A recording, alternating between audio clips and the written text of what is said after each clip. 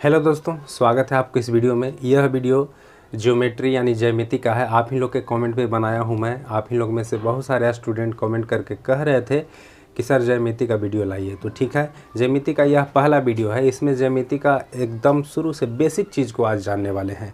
और दोस्तों, ज्यामिति का वीडियो सीरीज मैं स्टार्ट कर रहा हूँ। पूरा ज्यामिति को पहले मैं पढ़ा दूंगा, क्योंकि आने वाले सभी एग्ज़ामों के लिए यह काफ़ी महत्वपूर्ण है। त्रिभुज वृत्त से संबंधित कोण ज्ञात करने के लिए बहुत बार पूछा जाता है, जो थ्योरी बेस पर रहता है। थ्योरी यदि आपको समझ में नहीं आता है, थ्योरी नहीं जानते हैं, तो आप कोण ज्ञात नहीं कर सकते, आपसे गलती हो जाएगा।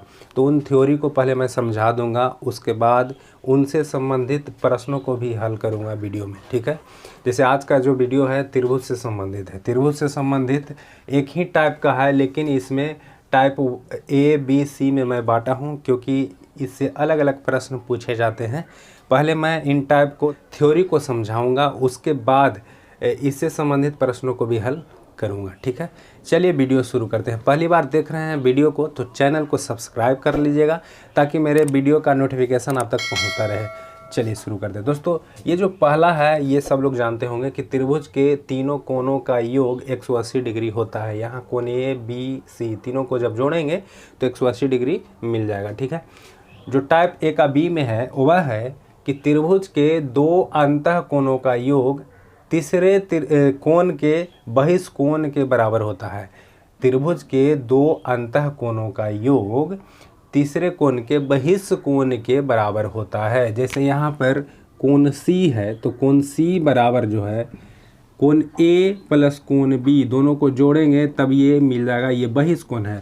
बाहर वाला जो कोण होता है वह बहिष कोण कहलाता है, ये बहिष कोण है। टाइप एक के जो सी में है वह है कि त्रिभुज के दो समान भुजाओं का आसन कोण बराबर होता है। यहाँ पर दो भुजा बराबर है, समझिएगा। यहाँ ए बी और बी सी दोनों इक्वल है, तो इसका जो कोण है, आसन कोण जो है, ये दोनों बराबर होगा। कोण बी और कोण सी दोनों क्या होने वाला है, बराबर होने वाला है इसमें। तो त्रिभुज के ये तीन थ्योरी एक ही है लेकिन अलग अलग है। तो इन तीनों कंसेप्ट को आप समझ गए होंगे। अब ये तीनों कंसेप्ट पर जो है प्रश्न जो पूछे जाते हैं परीक्षाओं में या पूछा गया है, उन प्रश्नों को हल करके देखूंगा इसी वीडियो में, तो वीडियो में बने रहिए, ठीक है। तो दोस्तों, यहाँ पर टाइप एक के 1 में 2 प्रश्न और टाइप एक के बी में 2 प्रश्न और टाइप एक के सी में 1 प्रश्न को यहाँ पर लिखा हूँ।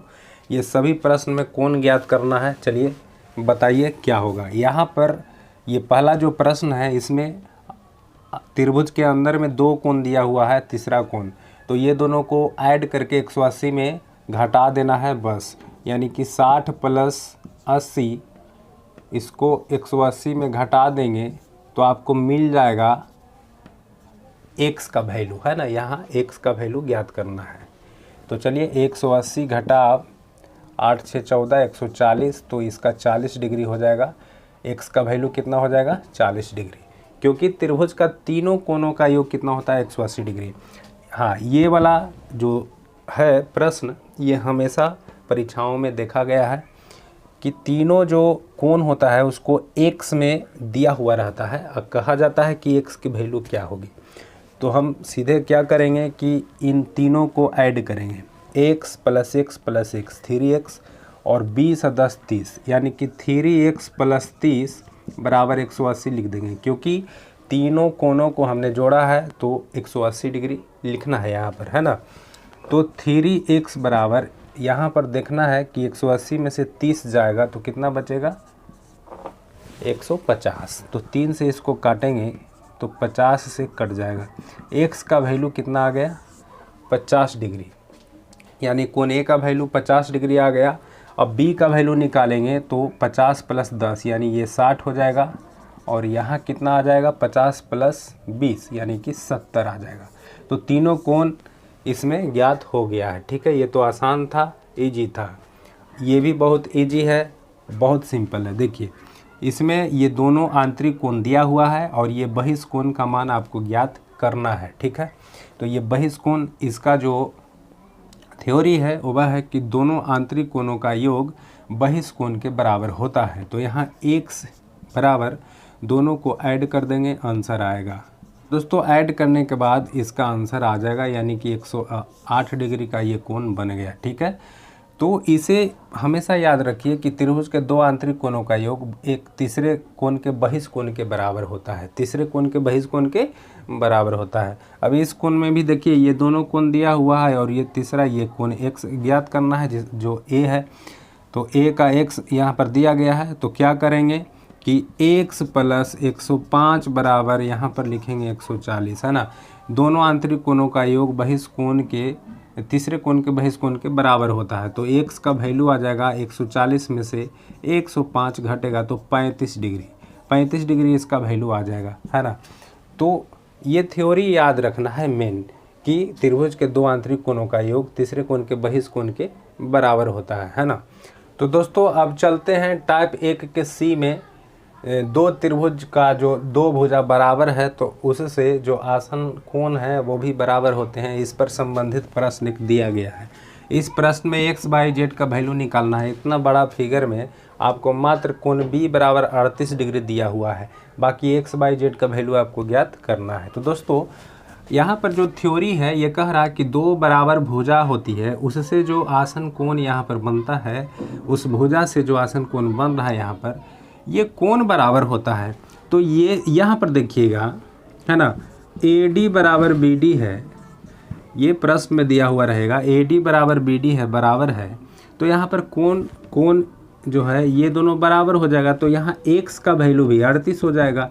x का वैल्यू कितना हो जाएगा, इसका भी 38 हो जाएगा, क्योंकि ये दोनों कोण बराबर है। ये दोनों बराबर भुजा का ये आसन कोण है, तो कोण 38 बराबर यहाँ x का वैल्यू भी 38 हो गया। ठीक है, अब इस त्रिभुज में ये दोनों कोण मालूम हो गया, तो इस त्रिभुज का ये बहिष कोण है ना, ये क्या है, ये बहिष कोण है।